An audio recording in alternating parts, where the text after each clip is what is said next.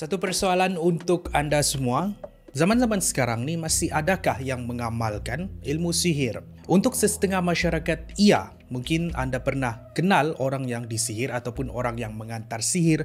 Mengantar sihir ni senang, bayar bomo atau dukun je. Tapi yang perit dia, orang yang menanggung akibat sihir tu. Kenapa? Hanya disebabkan rasa tidak puas hati ataupun benci. Itu adalah perkongsian kita pada hari ini. Kita akan melihat kisah-kisah perit orang yang pernah disihir. Tiada siapa yang dapat mengesahkan kisah ini. Ia dikongsikan di internet dan kita anggap saja sebagai satu perkongsian. Gadis disihir akibat tolak pinangan sebanyak 2 kali. Ini ialah kisah seorang gadis yang bernama Sheila. Kalau di kampung, Sheila terkenal dengan kejelitaannya. Bila pemuda di seluruh kampung tergila-gilakan Sheila, dia pula tidak terhege-hege untuk bercinta sebab dia mahu fokus menyambung pelajarannya. Itulah kenapa dia merasa dua hati bila seorang pemuda dikenali sebagai Hisham datang melamar. Menurut Sheila, dia berkali-kali memberitahu Hisham supaya mereka kekal sebagai kawan. Pada masa yang sama, mengenal hati budi masing-masing.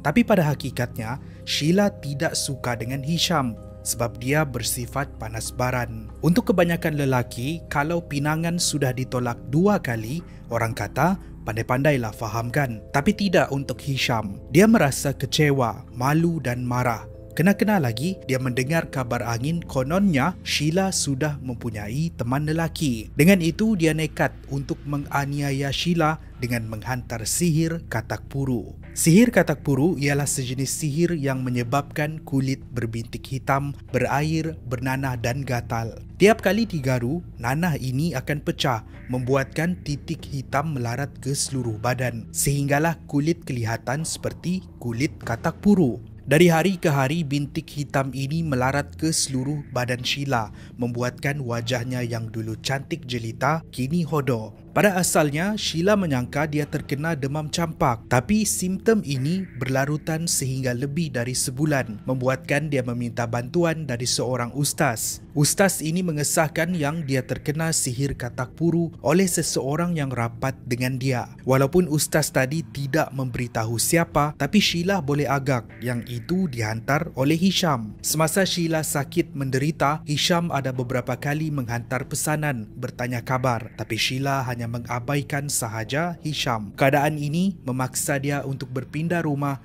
dan hari ini keadaannya beransur pulih. Kisah disihir seterusnya ialah kisah isteri yang disihir oleh ayah sendiri. Ini ialah sebuah perkongsian yang dikongsikan di Facebook. Selepas melahirkan anak mereka, penulis hairan dengan keadaan istrinya yang sering tidak bermaya. Muka istrinya pucat dan badannya lemah longlai. Isteri penulis juga sering mengadu sakit badan dan sering muntah-muntah. Walaupun dibawa ke klinik, doktor tidak dapat mengenal pasti sakit apa yang dihadapi isteri penulis. Apa yang lebih ganjil, istrinya mengadu ketika membuang air besar ada benang kuning yang panjang terkeluar. Keadaan istrinya semakin teruk dari hari ke hari sehingga membuatkan mereka sukar untuk menjaga anak yang masih kecil. Dengan itu, penulis memutuskan untuk berjumpa dengan seorang ustaz dan mendapatkan rawatan. Semasa sedang dirawat, keadaan isteri penulis semakin menjadi-jadi. Macam-macam benda yang terkeluar dari badan istrinya. Mujurlah setelah dibacakan ayat-ayat Al-Quran dan diberikan minum air penawar,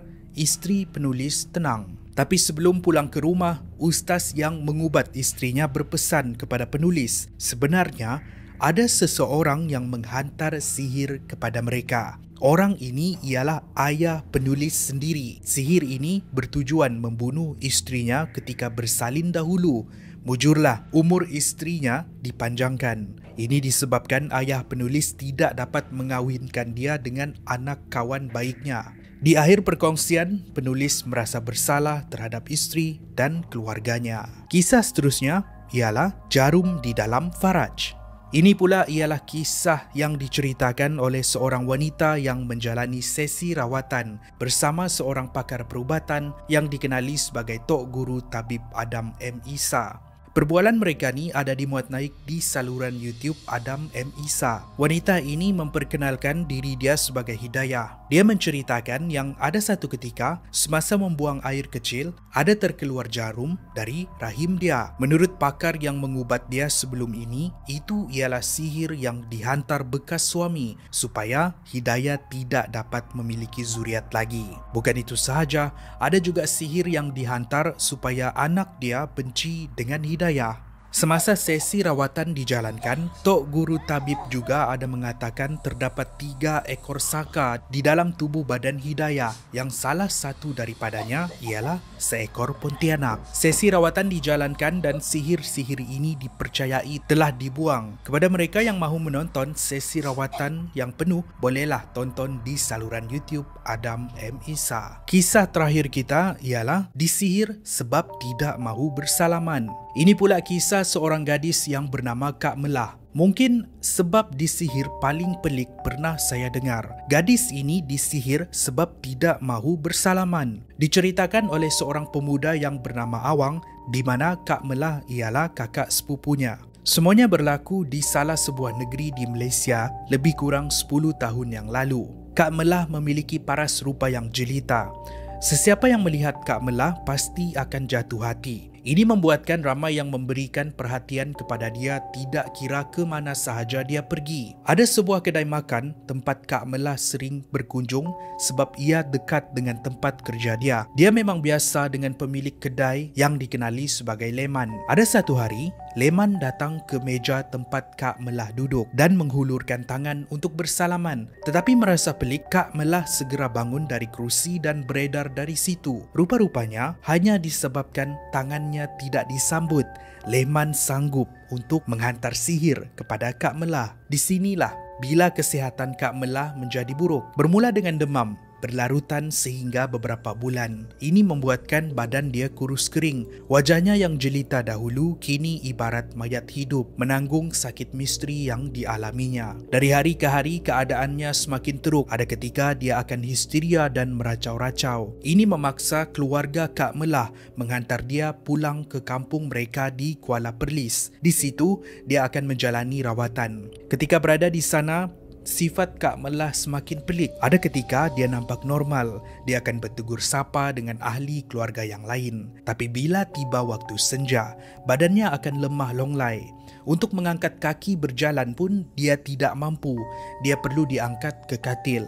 Tapi tiap kali dia dirasuk dan meracau, seluruh badannya menjadi kuat. Bayangkan, sehingga 5 orang diperlukan untuk memegang badan Kak Melah menenangkan dia. Tidak sehingga 10 tahun berlalu, sewaktu Kak Melah berumur lebih kurang 30 tahun, dia memberanikan diri untuk pergi seorang diri ke Johor, mendapatkan rawatan dari seorang pakar perubatan di sana. Akhirnya, segala sihir yang dihantar dapat dibuang. Tapi ini memberikan kesan kepada Kak Melah. Contohnya, hijab Kak Melah telah terbuka dan dia boleh melihat makhluk halus yang berada di sekitarnya. Dia juga merasa trauma dengan perhubungan dan telah menolak beberapa lelaki yang cuba untuk mendekatinya. Bagi Kak Melah, dia merasa lelaki hanya mahu mengambil kesempatan. Di akhir perkongsian, Awang menceritakan yang hari ini Kak Melah sudah pun pulih seperti biasa. Kisah bonus, wanita bertukar menjadi Tok Sami. Wanita yang disihir lebih dari 10 tahun. Seorang lagi kisah lelaki yang tidak boleh move on dan tidak faham bahasa. Walaupun lelaki ini sendiri pun sudah berkahwin, tapi masih juga menyimpan dendam,